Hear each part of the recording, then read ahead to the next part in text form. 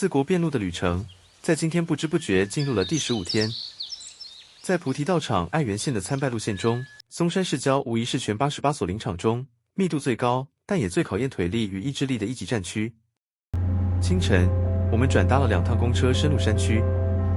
順着翠綠的山徑緩步下坡。早晨的薄霧還沒有完全散去，空氣裡帶着雨後飽滿的負離子。雖然一開始是輕鬆的下坡，但今天我腳下的計步器最終將會跳破驚人的37000步，行進路程大約要跨越23公里的大關。幸好今天是個風和日麗的好日子，松山市郊處處櫻花爆開，整株滿開的櫻花樹在陽光下英氣煥發。大風襲來，漫天的櫻花雪隨風飄蕩，迎面而來。縱然此時徒步到腳底已經開始有些發麻，但這等極致的浪漫景象依然讓人覺得如夢似幻。隨着下坡的步伐，我們來到了今日的首站，也是松山市郊的第一座林場——第46番依王山養豬院淨琉璃寺。一走進淨琉璃寺，最先迎接我們的不是莊嚴的佛像，而是一股繚繞於鼻尖，讓人瞬間清醒的百年檜木幽香。這座寺院的名字淨琉璃，源自藥師如來的東方淨琉璃世界。寺內古木參天，林木蓊鬱，深吸一口氣，大自然的天然木質香氣瞬間淨化了早起的混沌與焦慮，為我們今日的長征注入了一股安定沉穩的力量。離開淨琉璃寺後，我們迎來了一段長約9公里的郊區小徑。令人驚喜的是，這段路完全跳脫了傳統日本農村的既定印象。沿途的日式房屋錯落有致，街道乾淨的一塵不染，而且每家每戶的門前都種滿了各式各樣的花草。漫步在其中，陽光灑下來，竟讓我們產生了一種仿佛置身於歐洲優雅小鎮的浪漫錯覺。在這樣的風景中徒步，雙腿的疲憊感仿佛也被沿途的花香給悄悄抵消了不少。而就在這段充滿異國情調的路上，我們收穫了今日最溫暖、最精準的驚喜。經過一處民宅時，門口擺放着當地盛產的金黃橘子，那是特地留給遍路者的預接待。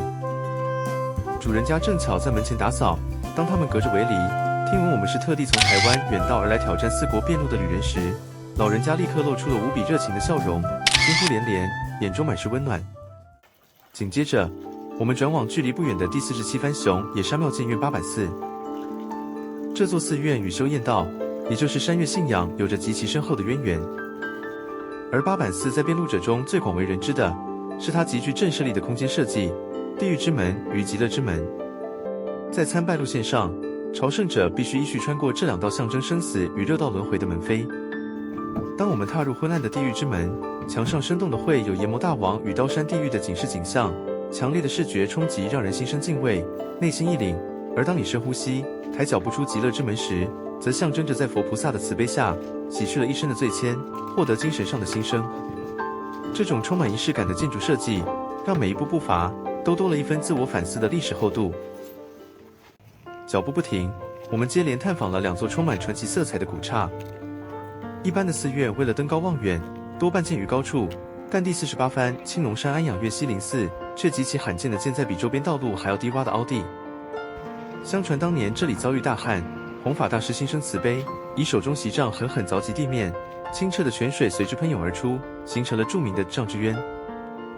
走進西林寺，就像走入了一個被神秘水脈溫柔庇護的低調淨土。隨後抵達的第49番西林山淨土寺，則散發着厚重的歷史韻味。這裡最出名的是日本佛教史上傳奇的空野上人。在平安時代，為了讓不識字的平民也能接觸佛法，他開創了邊敲擊缽盂邊熱烈跳舞念佛的義踴躍念佛。寺內供奉的空野上人像，嘴裡吐出了6尊小佛，象徵着念出的南無阿彌陀佛6字洪名。看着這座國家重要文化財，你仿佛還能看見那位清瘦的高僧在亂世中用舞蹈傳遞希望的模樣。而當我們拖着疲憊的雙腿，奮力爬上第50番東山梵多寺的小山丘時，一轉身，遼闊的大松山市景在眼前毫無保留的震撼展開。更令人屏息的是，古老的塘於此時正被如織如畫、鋪天蓋地的粉嫩櫻花層層包圍。古剎、粉櫻與遠方現代城市的天際線，在夕陽下交織成一幅絕美的春日畫卷。那一刻，快門聲此起彼落，大家的疲憊在瞬間被美景徹底治癒。遍路道除了一場體力的修行，更是一次次最高規格的美學修習。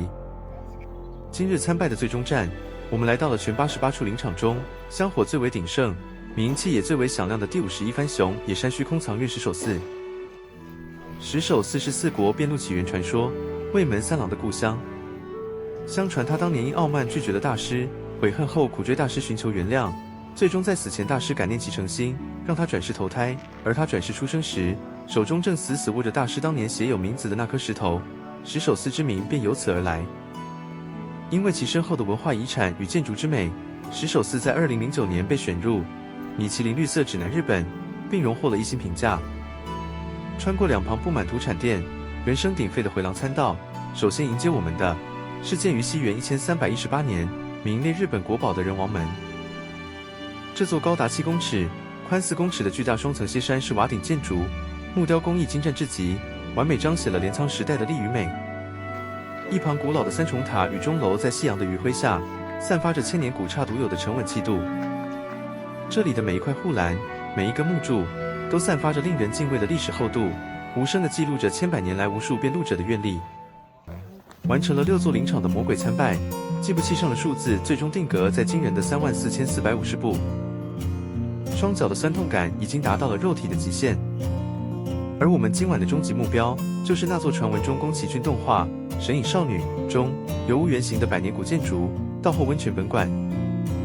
夜晚的稻後溫泉，美得極具侵略性與魔幻感。最讓人驚豔的是，溫泉館近來與日本知名攝影藝術家全川石花合作，將它最標誌性的濃烈繽紛的花卉與金魚圖騰，巧妙地布置在古老建築的玻璃窗上。當館內的燈光在夜色中亮起，彩色的迷幻光影在百年木造建築上交織疊影，那種古典與前衛猛烈碰撞出的魔幻感，讓人仿佛真的在一瞬間掉進了湯婆婆的奇幻神靈世界。我們迫不及待地換上浴衣，將疲憊不堪的雙腿緩緩進入這擁有3000年歷史的溫潤泉水中。當滾燙的熱湯在瞬間包裹住酸痛的肌肉時，那種從細胞深處釋放出的極致舒緩感，天啊，這絕對是37000步苦行後大師給予我們最頂級、最奢侈的救贖。泡完暖湯，身心舒展。我們漫步在溫泉街上，正巧碰上了著名的少野機關中整點報時。隨着悠揚的音樂響起，機關中層層展開，夏目漱石名著《少爺》裡的人物一個個躍動登場，像是在為我們今日完成的偉大壯舉優雅的鞠躬謝幕。四國遍路第15天，我們在松山的郊野與溫泉街之間，完成了一場體能與視覺的極限挑戰。37000步的里程，對雙腳來說是巨大的考驗，但對靈魂而言，卻是無比的豐收。我們經歷了曠木的香氣、櫻花的絢爛、古剎的莊嚴，還有台日之間那顆酸甜的橘子情誼。在稻後溫泉的魔幻夜色中，昨日與今日的疲憊已被溫泉洗淨。我們帶着柔軟的身心，準備好迎接明日的菩提道場。如果你也喜歡這樣跟着我們的步伐，在極限中看見美好的遍路故事，請記得訂閱頻道、按讚、分享。我是阿舍，今晚我們在稻後溫泉說晚安，我們明天遍路道上見。